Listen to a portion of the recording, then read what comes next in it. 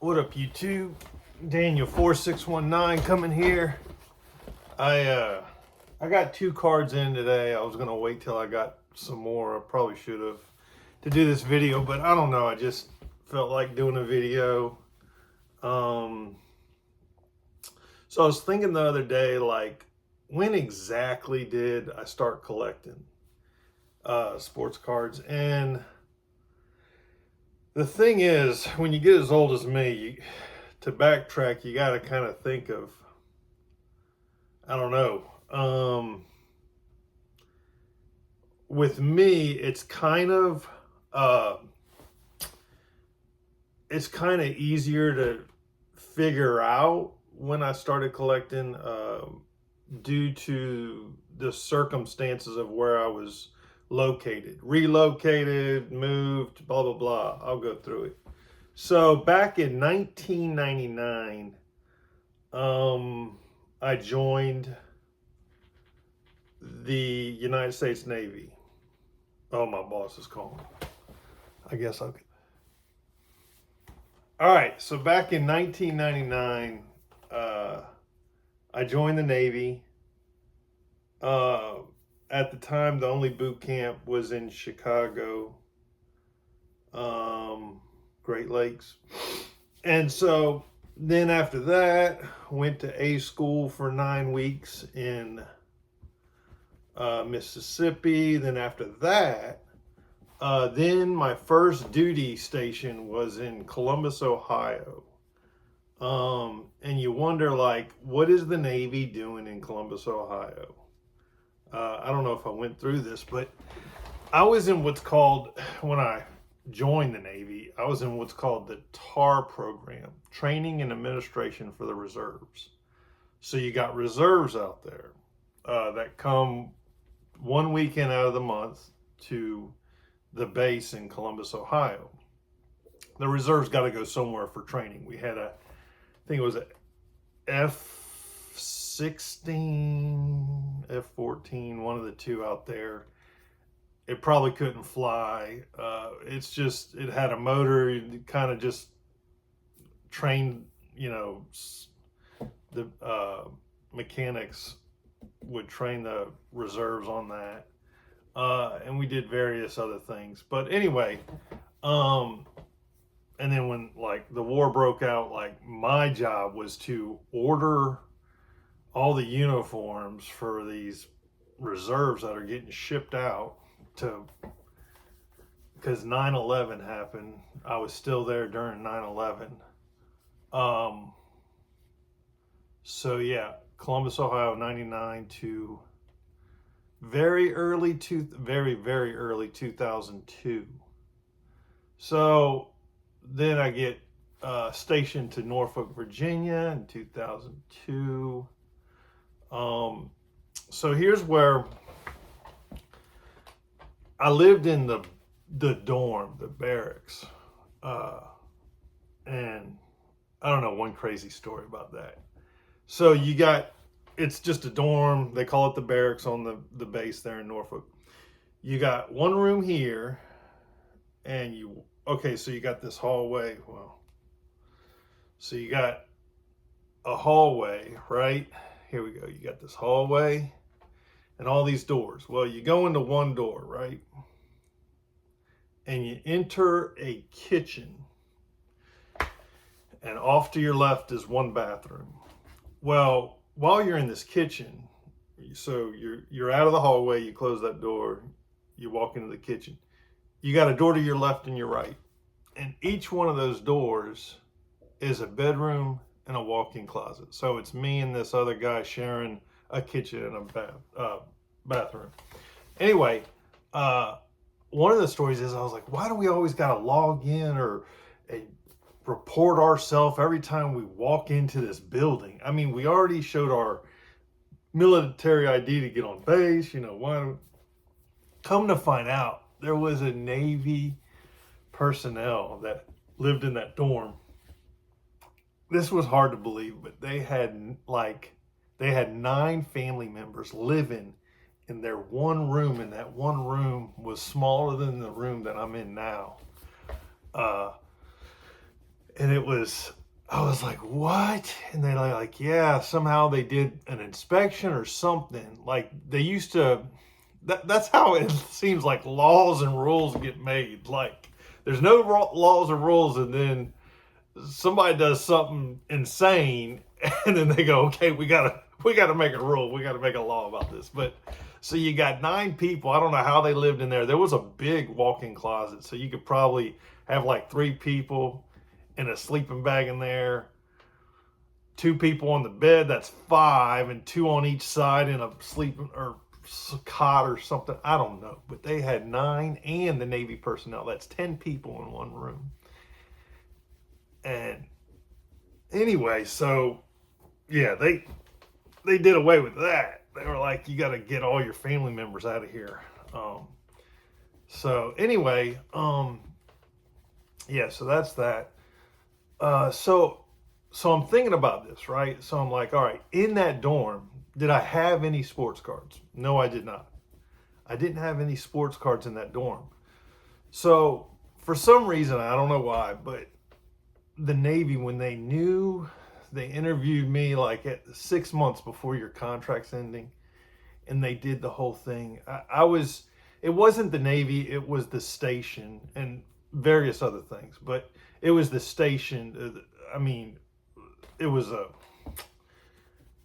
everybody in that division, how do I say the aviation command that I was located with, it was about to deestablish. So yeah, it was about to deestablish. So it's about to go. It's called VAW78 actually, and there's no such thing now because it was being deestablished. So everybody had to either re-enlist or get out or whatever and get relocated because this thing's about to disappear. So anyway, when they found out that I was gonna become a civilian, they were like, they did do the whole thing. Well, this is all you know to order aviation parts and a little bit of logistics. So like, what are you gonna do out there? You're gonna flip burgers at McDonald's and all this. And I said, I don't care. That's fine. It was just a bad, I even talked to like higher up people in that command, and they said this is the worst command they've ever been to, and they did 30 years in the Navy. So you got 2 or 3 people that did 30 years. That's 90 years of Navy, and they said this is the worst command. I mean, that's anyway. But it was about to be. So then they go, okay. Then at the end they were like, okay, well, we tried to get them to stay, and so then they wanted me out of there. They wanted me out of the barracks. They wanted me to move to my apartment, and they give you extra $500 a month. And I guess the way I was doing financial stuff in my head back then is I was like, I'm going to get the lowest rent I could possibly find so I'll know I'll afford it. I mean, plus back then, I mean, I think rent was $625 where I went to, and I only paid and they gave me an extra $500, so it didn't even cover my rent. So anyway, so they did. I was like, no, I was gonna stay in the dorm till they threw me out, but I made the thing spotless, right? And that chief comes by and he told me, he says, you gotta take the $500 extra a month and get out of here because that's what the command wants to do with you, and we're gonna make it happen. I mean, and I kind of called him bluff, but he did the inspection, right? You fail 3 inspections, you gotta go to an apartment in the civilian world. Well, anyway, so he puts his finger down on the baseboards, the base molding near the carpet, and there was nothing there because I cleaned everything. And so he went to another section. He finally, the 3rd section, he found a speck of dirt, and he goes, failed. That's 1 strike. And you have to, anyway, so he found 3 other specks of dirt, And he goes, that's 3 strikes. He goes, you failed this exam or this, review. Gosh, I can't believe I'm going in. I could make a short story long. And after I failed, I think the second, I was like, okay, I know where they're going. Either right after that or the second time they did that, I signed up the forms and all that. Anyway, now I moved into that apartment. That's the thing. I moved in there either May of 2004, maybe January 2005, somewhere in there. And I was not transporting any baseball cards or any sports cards, any football, nothing. When I got into that apartment, there was a guy at the command. I could take you to the day, man. There was this big guy. Gosh, I can't believe he had a shaved head. He was big, huge guy, real muscular, shaved head, and it shined, right? And I said, one day I'm gonna smack that bald head. And he goes, no, you don't, no, you don't. And I said, yeah, one day. He was on the computer, and I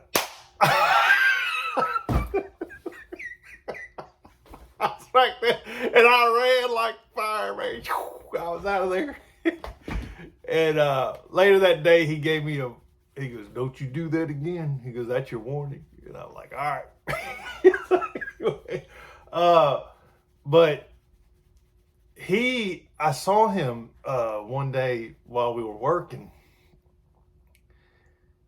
and he was on eBay buying Bowman Chrome. I think it was just Bowman Chrome base, maybe, and autograph. There was like, and he was buying them $5-6. Autographed Bowman Chrome. Said, oh, and that's where it started. And I said, oh yeah. I said, back in the day, like when I was 10, 11, and 12, I collected baseball cards and sports cards, and didn't do it since then. So yeah, so like early 2005, I would say. That's when I got my apartment, saw him doing his sports card thing online and stuff, and then found the local shop. Anyhow, but yeah. And gosh, then I'm going on. Katrina hit, like I got a job at Target warehouse here, and then Katrina hit, went to Louisiana, learned how to be an insurance adjuster, got married, the rest is history, right? But yeah, I remember that to the day. He was on that computer buying those Bowman Chromes, and I think they were autographed too, $5-6. Shipping probably $1.50, $2.50 for delivery confirmation or something. Anyway, but yeah, and then that's where you'll see in the second video of mine, when I was unemployed and I pulled that Eddie Collins. That was actually May, June, or July, somewhere in there of 2005.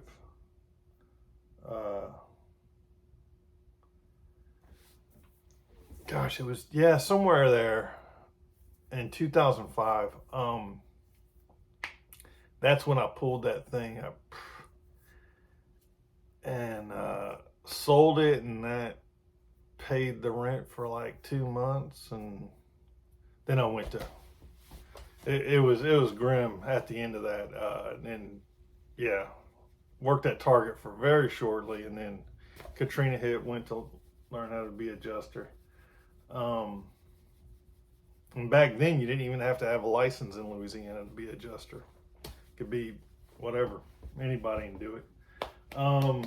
But probably Katrina, after somebody did some sort of shenanigans, they made it, you got a license.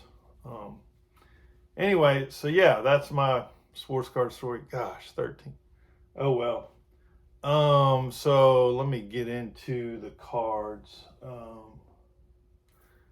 Yeah, we'll go from there. So, all right. So I'm not gonna pick up a ton, but I am gonna pick up some of the cards I pulled. Okay, so back in 2005 and 2006, 2006 and 7, I was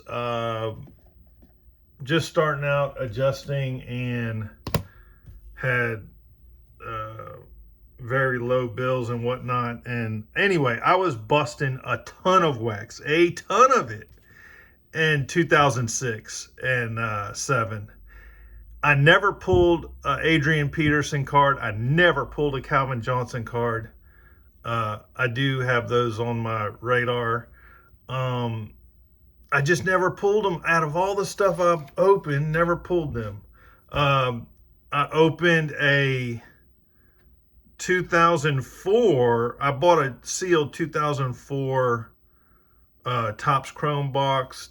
Did not pull the Eli Manning rookie card. Did not pull the Ben Roethlisberger rookie card. I do have en route the 2004 Topps Chrome Eli Manning, and I have a story around that too. But anyhow,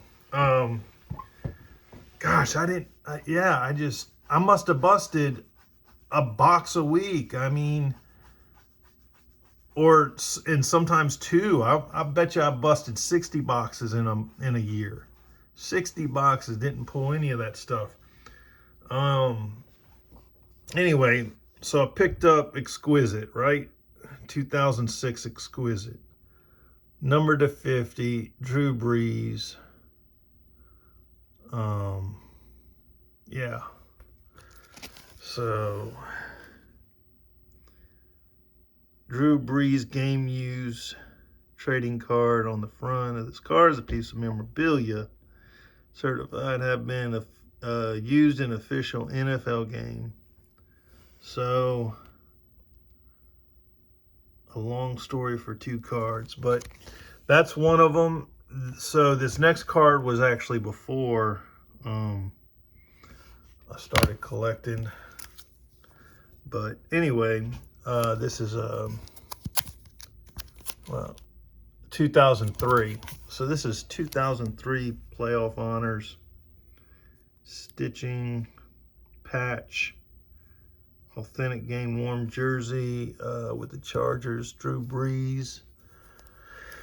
So yeah, this one is numbered 75.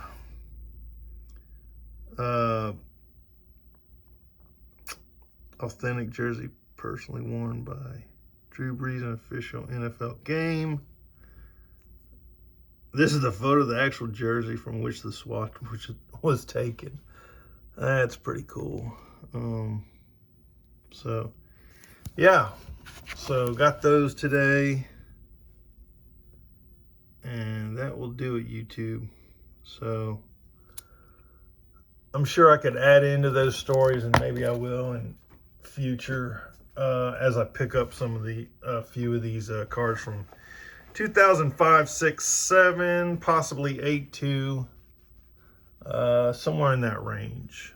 Those were some, crazy times with the hobby. When I was really getting into it and stuff. But I mean, gosh, we just saw, what was it? Birdcat said, when 2020 hit and all this, he goes, I don't want America, the whole country, to know about this hobby. I don't want everybody. I kind of get what he's saying. Like, if every single good night. If everybody in the country was just into the hobby, I wouldn't even be able to, I couldn't even pick up something like this, or even this. This would be like 10x if everybody in America was into the hobby. It would be nuts. So anyway, yeah, that's all I got, YouTube. Oh, By the way, I'm going to add this real quick. So I was watching an old video. I'm not going to say who it was. And this is a year-old video. So it's hard to,